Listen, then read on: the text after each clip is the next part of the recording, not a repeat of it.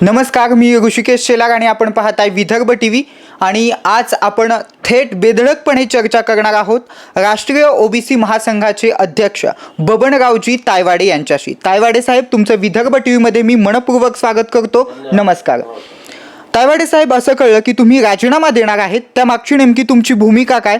तुम्ही आजपर्यंत कधीच राजीनाम्याची भाषा कधी केलेली नाहीये, तुम्ही राजीनामा देणार आहेत, काय नेमकं ते प्रकरण आहे? हे बघा, मी मागील 7 वर्षापासून राष्ट्रीय ओबीसी महासंघ या संघटनेच्या मार्फत ओबीसी समाजाचे जे संविधानिक अधिकार आहेत ते अबाधित ठेवण्याकरता राज्य पातळीवर आणि देश पातळीवर सातत्याने काम करीत असतो। आणि सुरुवातीपासूनच राष्ट्रीय ओबीसी महासंघाची भूमिका राहिलेली आहे की संविधानाने ओबीसी समाजाला जे 27% आरक्षण दिलेलं आहे त्याला कुठल्याही प्रकारचं कोणत्याही परिस्थितीमध्ये धक्का लागता कामा नाही आणि त्याच्यावरती कोणाला अतिक्रमण करू दिल्या जाणार नाही, अशा प्रकारची भूमिका घेऊन मागील अनेक वर्षापासून काम करीत असताना नुकताच 4 मार्च 2021 रोजी माननीय सर्वोच्च न्यायालयाने महाराष्ट्र राज्यामध्ये 1994 पासून या ओबीसी संवर्गाला राजकीय आरक्षण शब्दप्रयोग मी वापरतो आहे, जे 27% मिळत होतं ते 27% देता येणार नाही। आरक्षण देऊ नका असं म्हटलं नाही, पण 27% देता येणार नाही असा निर्णय दिला। आणि द्यायचं असेल तर राज्य सरकारने डेडिकेटेड कमिशन बसवावं, इम्पेरिकल डाटा गोळा करावा आणि किती आरक्षण द्यायचं हे सूचित करत असताना एकूण आरक्षण SC ST आणि ओबीसी मिळून 50%च्या वर जाणार नाही याची दक्षता घ्यावी अशा प्रकारचा निर्णय दिलेला आहे। आणि त्यामुळे राज्य सरकारने डेडिकेटेड कमिशन बसवलं, इम्पेरिकल डाटा पण गोळा होईल आणि आता माहिती सादर करताना स्थानिक स्वराज्य संस्था ज्यामध्ये ग्रामपंचायत, पंचायत समिती, जिल्हा परिषद, महानगरपालिका, नगरपंचायत आणि नगर परिषद असे 6 संवर्ग येतात। या ठिकाणी ज्या ठिकाणी SC आणि STंची लोकसंख्या ही 25%च्या वर जाते, कुठे 30 असेल, 32 असेल, 35 असेल, त्या ठिकाणी ओबीसीला 50मधून ते 30, 32, 35, 27, 28 वजा करून जे उरलेलं आरक्षण आहे ते मिळणार आहे, म्हणजे 27% मिळणार नाही। आणि म्हणून मला महाराष्ट्र शासनाने, महाविकास आघाडीच्या सरकारने राज्य मागासवर्ग आयोगावर सदस्य म्हणून काम करण्याची संधी दिली होती। ती या ठिकाणी काम करत असताना या आयोगाला डेडिकेटेड कमिशन म्हणून काम करण्याची अधिसूचना महाराष्ट्र शासनाने काढली आणि त्या आयोगाकडे इम्पेरिकल डाटा गोळा करण्याचं काम दिलेलं आहे। त्याच्यानंतर कुठल्या स्थानिक स्वराज्य संस्थेमध्ये या ओबीसी संवर्गाला किती आरक्षण द्यायचं हे पण सुचवायचं आहे। हे सर्व करत असताना माझ्या लक्षामध्ये आलं की महाराष्ट्र शासनाने हे सर्व, महाविकास आघाडी सरकारने हे सर्व केल्यावर आमच्या ओबीसींचं 27% आरक्षण हे कायम राहणार नाही। त्याच्यामध्ये घट होऊन कुठे 18% येईल, कुठे 20% येईल, 15% येईल, 25% येईल, म्हणजे कमी होणार। आणि आमची सुरुवातीपासून मागणी राहिलेली आहे राष्ट्रीय ओबीसी महासंघाची की ओबीसींच्या 27% आरक्षणाला धक्का लावता कामा नये। आणि म्हणून राष्ट्रीय ओबीसी महासंघाच्या माध्यमातून चळवळ करत असताना एक वेगळी मागणी घ्यायची आणि सरकारच्या एका आयोगामध्ये बसून त्याचं रक्षण होत नाही, संरक्षण होत नाही, आपण रक्षण करू शकणार नाही, संरक्षण करू शकणार नाही, हे ज्या दिवशी माझ्या लक्षात आलं त्या दिवशी त्या पदावर राहायचं नाही, ती आपली नैतिक जबाबदारी नाही हे समजून मी राजीनामा देण्याचा निर्णय घेत आहे। साहेब, खरं तर या सगळ्या गोष्टींमधून तुमचा निर्भीड आणि निरपक्षपणा आपल्याला दिसतोय आणि महत्त्वाचा प्रश्न या ठिकाणी मला असा उपस्थित करायचा आहे की ओबीसींना आरक्षण न देण्यास खरा कारणीभूत कोण आहे, केंद्र सरकार की राज्य सरकार? हे बघा, कसं आहे की निर्भीडपणे काम केल्याशिवाय सामाजिक काम तुम्ही करू शकत नाही। आपल्याला पहिला आपलं ध्येय ठरवावं लागतं की माझं ध्येय काय। आणि मी आता सांगितल्याप्रमाणे की मी असो किंवा आमची राष्ट्रीय ओबीसी महासंघ असो, आमचं ध्येय फार स्पष्ट आहे की ओबीसीच्या संविधानिक अधिकाराचं संरक्षण करणं। आणि त्यामुळे आता तुम्ही जो प्रश्न निर्माण केलेला आहे की जे ओबीसीचं आरक्षण कमी होणार आहे किंवा हे होणार आहे, याला जबाबदार कोण, असं आहे की याला जबाबदार कोण हे आज याचं उत्तर देता येणार नाही, कारण हा निर्णय सर्वोच्च न्यायालयाचा आहे आणि सर्वोच्च न्यायालयाने जे सांगितलेलं आहे त्या निर्णयाप्रमाणे आता राज्य सरकारने कितीही प्रयत्न केले तरी ते 27% आरक्षण देऊ शकत नाही, कारण सर्वोच्च न्यायालयाचा निर्णय त्यांना बंधनकारक आहे. आणि म्हणून जर या देशातल्या 60% ओबीसींना संविधानाप्रमाणे आतापर्यंत जे काही 27% राजकीय आरक्षण मिळत होतं ते यापुढे सुद्धा मिळावं अशी केंद्र सरकारची इच्छा असेल. आता यामध्ये केंद्र सरकारची महत्त्वाची भूमिका आहे. राज्य सरकारने भूमिका वटवली, कर्तव्य केलं तरी 27% मिळणार नाही.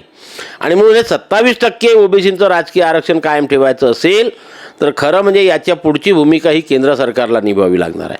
केंद्र सरकारला 3 गोष्टी करायच्या. पहिली, संविधानातील ज्या कलम 243 अन्वये ओबीसी समाजाला हे राजकीय आरक्षण बहाल करण्यात आलेलं आहे त्या संविधानाच्या कलम 243D आणि 243Tच्या सबसेक्शन 6 मध्ये ओबीसीला किती आरक्षण द्यायचा हा अधिकार राज्य सरकारला दिलेला होता. तो राज्य सरकारने 94 मध्ये पूर्ण केला, पण सुप्रीम कोर्टाने आता त्याला थांबवलं. आणि म्हणून 243D आणि Tच्या सबसेक्शन 6 मध्ये अमेंडमेंट करून तिथे 27% ओबीसींना आरक्षण देण्यात येईल अशा प्रकारची घटनादुरुस्ती करणं आवश्यक आहे. ती जर घटनादुरुस्ती झाली आणि दुसरं गोष्ट, मान्य सर्वोच्च न्यायालयाने 1992 पासनं जी आरक्षणावर 50%ची मर्यादा घातलेली आहे, संविधानामध्ये अशी मर्यादा कुठेही नाही आहे. आणि म्हणून ती 50%ची मर्यादासुद्धा केंद्र शासनाला शिथिल करावी लागेल, रद्द करावी लागेल. आणि 2021 मध्ये होऊ घातलेल्या जनगणनेमध्ये या ओबीसींची जातनिहाय जनगणना करून या देशामध्ये ॲक्च्युअल ओबीसी किती आहे हे सरकारला स्पष्ट करावं लागेल. कारण प्रत्येक वेळेस जेव्हा जेव्हा सर्वोच्च न्यायालय किंवा उच्च न्यायालयामध्ये आमच्या ओबीसीच्या संदर्भात कुठली केस जाते तेव्हा सर्वोच्च न्यायालयाचे न्यायाधीश किंवा उच्च न्यायालयाचे न्यायाधीश सरकारला पहिला प्रश्न हा विचारतात की या ओबीसींची जनसंख्या किती आहे. आणि तेव्हा सरकार हे सांगते की यांची आकडेवारी आमच्याकडे नाही आहे. मग ओबीसींची जातीनिहाय जनगणना का होत नाहीये, याला कारणीभूत कोण आहे? याला केंद्र सरकार, कारण जातनिहाय जनगणना करण्याची जबाबदारी केंद्र सरकारची आहे. मी आपल्याला सांगतो की 2011 मध्ये ओबीसी समाजाचं सोशल, इकॉनॉमिकल, पॉलिटिकल याची जनगणना झाली होती, पण सरकारने ती आकडेवारी जाहीर केलेली नाही. 2018 मध्ये तत्कालीन होम मिनिस्टर या देशाचे माननीय राजनाथ सिंग साहेब यांनी डिक्लेअर केलं होतं की 2021 मध्ये होऊ घातलेल्या जनगणनेमध्ये आम्ही ओबीसींची जातनिहाय जनगणना करणार. आणि आमचा हा ओबीसी समाज भोला भाबळा त्यांनी त्याच्यावरती विश्वास ठेवला आणि 2019 मध्ये झालेल्या निवडणुकीमध्ये आता आमची ओबीसींची अनेक दिवसांची प्रलंबित मागणी की जातनिहाय जनगणनेची हे सरकार पूर्ण करणार म्हणून पुन्हा या सरकारला काम करण्याची संधी दिली. परंतु हे सरकार सत्तेमध्ये आल्याबरोबर त्यांचेच मंत्री आता म्हणतात की आम्ही ओबीसींची जातनिहाय जनगणना करणार नाही. आणि म्हणून केंद्र सरकार ही जी दुपट्टी भूमिका ओबीसी समाजासोबत करत आहे याचा मी निषेध करतो. आणि आपल्यामार्फत पुनश्च एकदा केंद्र सरकारला विनंती करतो की येणाऱ्या या 2021च्या जनगणनेमध्ये ओबीसींची जातनिहाय जनगणना करावी. ओबीसी समाजाला आत्तापर्यंत मिळत असलेलं 27% राजकीय आरक्षण कायम ठेवायचं असेल पंचायतच्या निवडीमध्ये ओबीसींचं आरक्षण कायम राहील, अन्यथा ह्या ओबीसीला या स्थानिक स्वराज्य संस्थांच्या निवडणुकीमध्ये आरक्षण मिळणार नाही आणि याचं पूर्णतः खापर हे केंद्र सरकारवर फोडलं जाईल. म्हणजे हे जे काही सरकार आहे हे रंग बदलू सरकार आहे का, तुम्हाला काय म्हणायचं? नाही, बरोबर आहे ना. ही भूमिका ही स्पष्ट असायला पाहिजे. समाजाला न्याय देण्याची भूमिका असायला पाहिजे. राजकीय पक्ष आपापल्या सोयीचे विचार मांडत असतात. आता सर्वच राजकीय पक्ष एकमेकाच्या विरोधात बोलतात. भाजप काँग्रेसच्या विरोधात बोलते, काँग्रेस ते म्हणतात की बीजेपीने बाळवलं, बीजेपी म्हणतात की काँग्रेसने का. पण संविधानाचा अभ्यास करून समाजाला कोणत्या पद्धतीने आपण न्याय देऊ शकतो याचा सर्व राजकीय पक्षांनी अभ्यास करावा. जर मी आता सांगितलं की राज्य सरकारने कितीही मेहनत घेतली आणि कितीही केलं तरी ते 27% आरक्षण देऊ शकत नाही. आम्हाला आमचं 27% आरक्षण पाहिजे आणि 27% राजकीय आरक्षण जर आम्हाला पाहिजे तर ते फक्त केंद्र सरकार देऊ शकते, राज्य सरकार देऊ शकत नाही. हे मी पुराव्यानिशी सांगतो आहे की जोपर्यंत संविधानामध्ये अमेंडमेंट होणार नाही, संविधानातल्या कलम 243 DTच्या सबसेक्शन 6 मध्ये अमेंडमेंट होणार नाही आणि 50% मर्यादा हटणार नाही आणि या ओबीसीची जातीय जनगणना होणार नाही, तोपर्यंत या देशातल्या 60% ओबीसींना 27% आरक्षण मिळू शकत नाही. आपण दिलेल्या राजीनाम्याने महाविकास आघाडी सरकार असेल किंवा केंद्र सरकार असतील यांचे डोळे उघडतील का आणि ते ओबीसींना आरक्षण देतील का? नाही, हे बघा, आता कोणाचे डोळे उघडले आणि कोणाचे नाही उघडणार हे मी आता तर सांगणार नाही. मी आताही सांगितलं की मी आज महाआघाडी सरकारच्या विरोधात कुठलाही आरोप नाही आहे. ते त्यांचं काम करते आहे, मी सुद्धा तिथे राहून किंवा इतरही सदस्य याच्यापुढे काम करतील, काम होणार. पण सर्वात मोठा धोका आहे की आम्हाला आतापर्यंत मिळत असलेलं 27% आरक्षण यापुढे राज्य सरकार देऊ शकणार नाही. राज्य सरकार देतील, पण ते किती देतील? कुठे 10%, कुठे 15%, कुठे 20%. 27% मिळणार नाही ना, आम्हाला 27% पाहिजे. आणि या ओबीसी समाजाला जर 27% आरक्षण द्यायचं असेल तर ते फक्त केंद्र सरकार देऊ शकते, राज्य सरकार देऊ शकत नाही. आता नाही तर अदरवाईज काय होईल? आता हा इम्पेरिकल डाटा येईल, पुन्हा 2 वर्षांनी जनगणनेचे आकडे आल्यावर पुन्हा इम्पेरिकल डाटा गोळा करा ओबीसींचा, पुन्हा केंद्रापुढे जा, तिथे आणखी जागा कमी होतील. वारंवार करून जागा कमी करण्यापेक्षा आम्हाला 27% हे जर अबाधित ठेवायचं असेल, कायम ठेवायचं असेल तर ते 27% फक्त केंद्र सरकार ठेवू शकते संविधानामध्ये अमेंडमेंट करून. आणि म्हणून आपल्या माध्यमातून माझी केंद्र सरकारला विनंती आहे की या देशातील 60% ओबीसींना खरंच आपल्याला न्याय द्यायचा असेल तर तो आम्ही ज्या 3 गोष्टी सांगतो आहेत की संविधानातील कलम 243 DT मधला सबसेक्शन 6 मध्ये अमेंडमेंट करा आणि संपूर्ण देशातील ओबीसींना स्थानिक स्वराज्य संस्थेमध्ये 27% आरक्षण देण्यात येईल अशा प्रकारची सुधारणा करावी.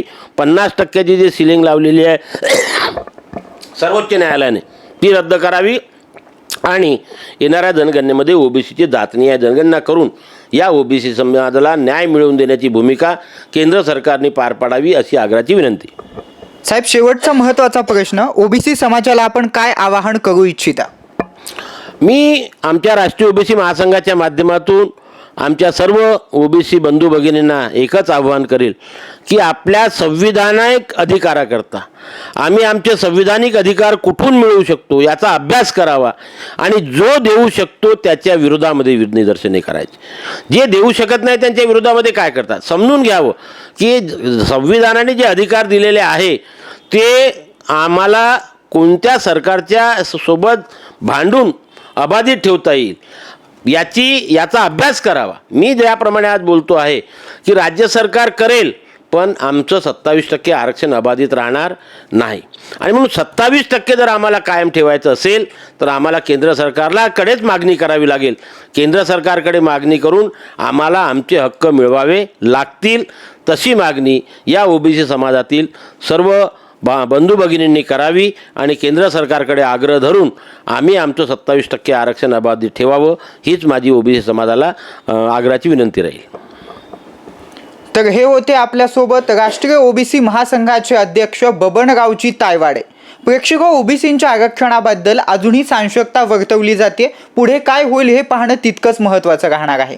यासह इथेच थांबतोय. ताज्या आणि महत्त्वपूर्ण बातम्यांसाठी पाहत राहा विदर्भ टीव्ही. तोपर्यंत नमस्कार.